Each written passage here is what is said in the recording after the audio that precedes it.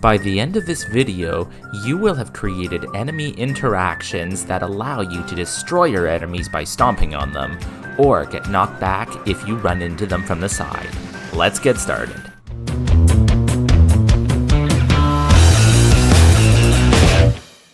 To get started, the first thing we should consider is who should be responsible for handling the collision logic, the player or the enemy.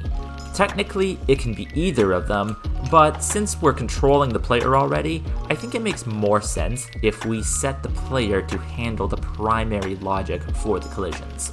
So let's go ahead and create a new C# script, and we'll call this player collisions.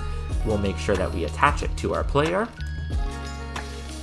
and then we can go inside to edit it. Inside our player collision script, we can delete update and replace that with private on collision enter 2D. And the first thing we're going to do is check if the other game object is our enemy. We can do this by comparing the tag and seeing if the tag is indeed it has the enemy tag on it. Of course, we'll have to make sure our enemy is properly tagged as enemy in order for this to work.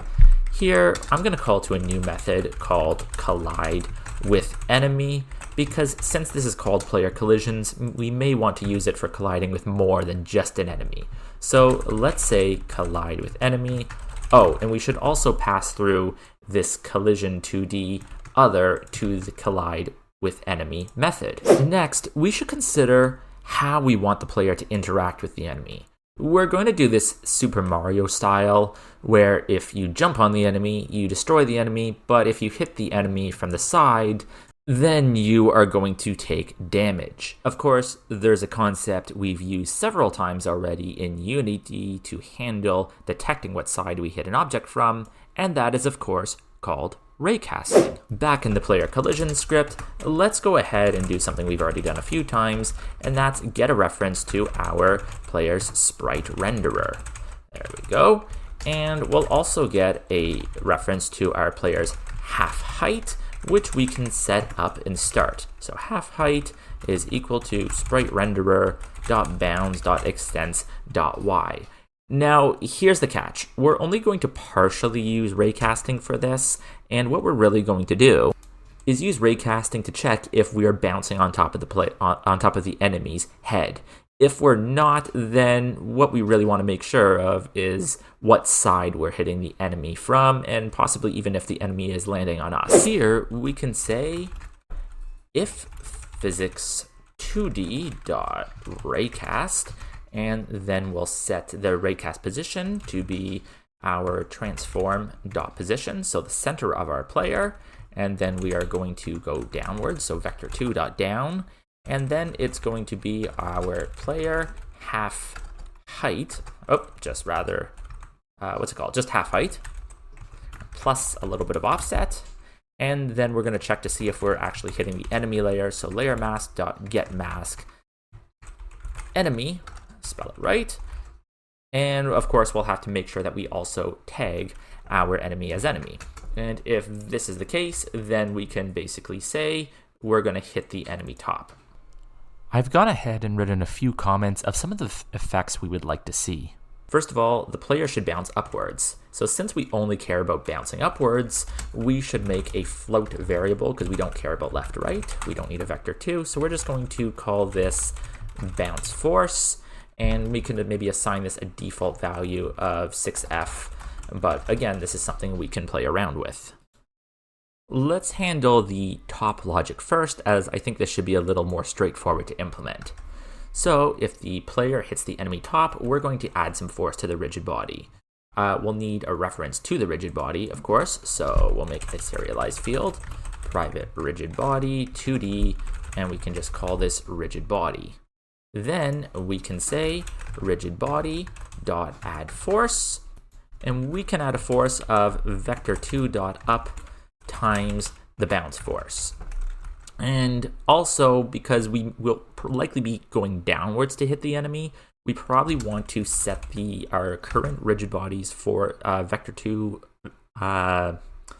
velocity to 0 before sending an upwards force.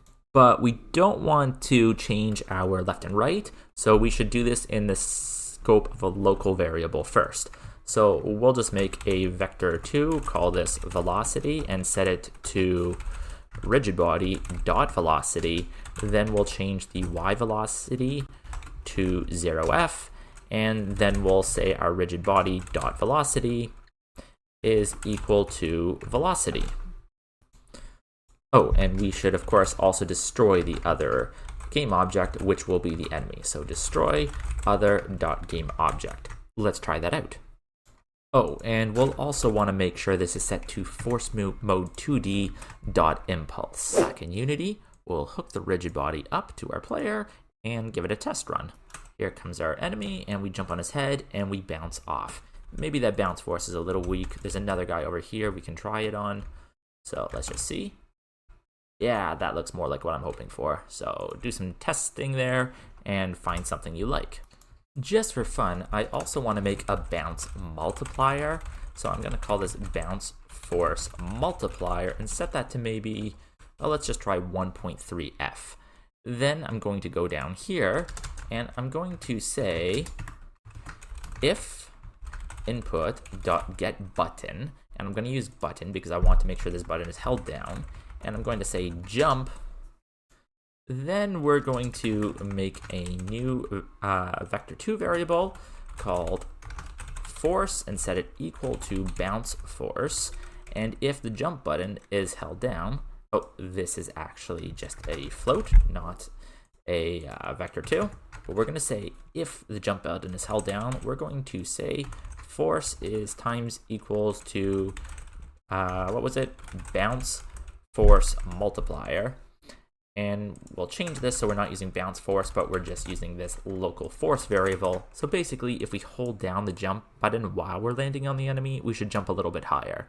So here comes our enemy. I'm going to hold down, and yes, look at that extra jump height we get. That is pretty fun. Back in Unity, we're going to make a new C# script, and we're going to call this one enemy. Then we're going to go to our prefabs folder, click on our enemy, go to add component, and attach the script. This will also attach the script to the enemies in the scene. Inside the enemy script, we'll need to declare a couple of variables.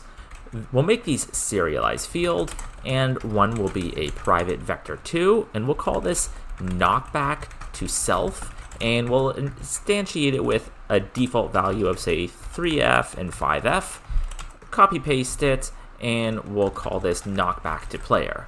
We'll also delete start and update and make two new public methods, and we can call this public void die and public void hit player. Inside the player collision script, before our if statement, we'll go up a line and we'll get a reference to this enemy script by declaring enemy, giving it a name of enemy, and we'll say it's equal to other.gameObject.getComponent enemy. This should give us a working reference because we've already checked to make sure we're hitting the enemy first before calling collide with enemy. Then, within our methods, we'll delete this line that says destroy other.gameObject and call enemy.die. And then over here, we'll delete this print statement and we'll call enemy.hitPlayer. This will give us some extra flexibility because we might not want every enemy to knock back our player. This way we can call the enemy method and they can implement their own logic of what's going to happen when they hit the player.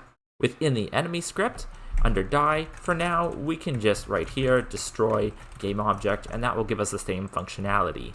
But we could also do something here like perhaps instantiate a particle effect before the enemy dies.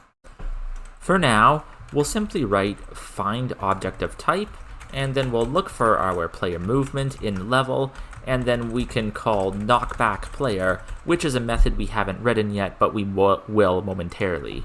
We'll also need to apply the knockback to player force, and we'll also need to send through a direction, and we need to get that too.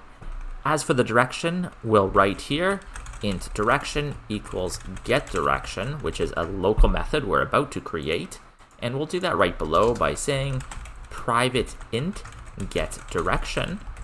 And here we'll need to know where our player is. So what we can do is we can pass this through as an argument. We'll go back to player collisions, and under enemy.hitPlayer, we'll write transform to send the player's transform through. Then under enemy, we'll write transform, player transform, and then we can send this through again into get direction by writing player transform and redeclaring it here as player transform. Now we can say if transform.position.x is greater than player transform.position.x, well, since this is on our enemy, this means that our enemy is to the right of the player. And if our enemy is to the right of the player, it means we want to send our player backwards, so we're going to return -1.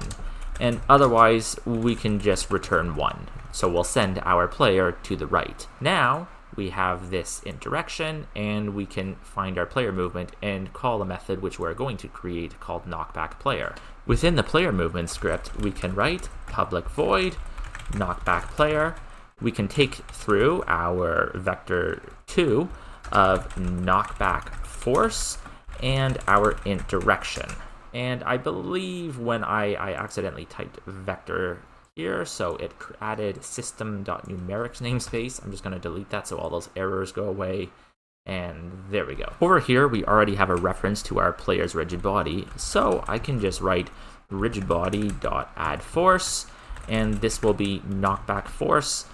Actually, what we're going to do is say knockbackForce.x times equals direction, because we only want to do that for the x value. We always want the y value to go up. Now add the force of knockback force, and we'll use force mode 2D dot impulse. And for good measure, before applying this, we're also going to just set the player's rigid body dot velocity to be 0.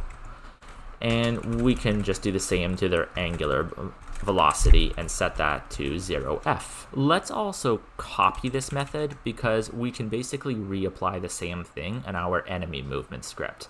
So I'll just go over here and somewhere where it makes sense, we'll paste it.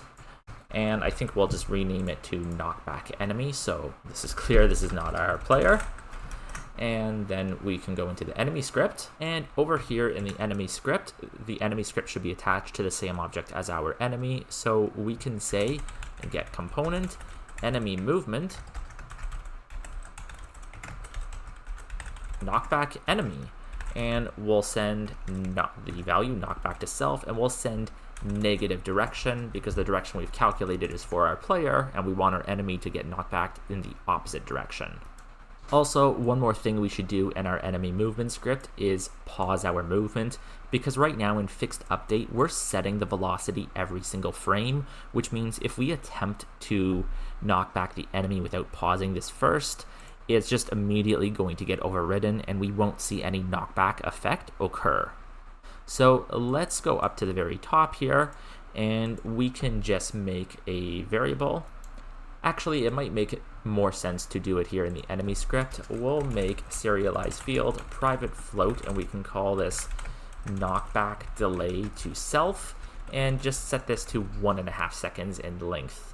Then under the knockback enemy method, we'll send this through knockback delay to self, go into our knockback enemy script, and call this float delay.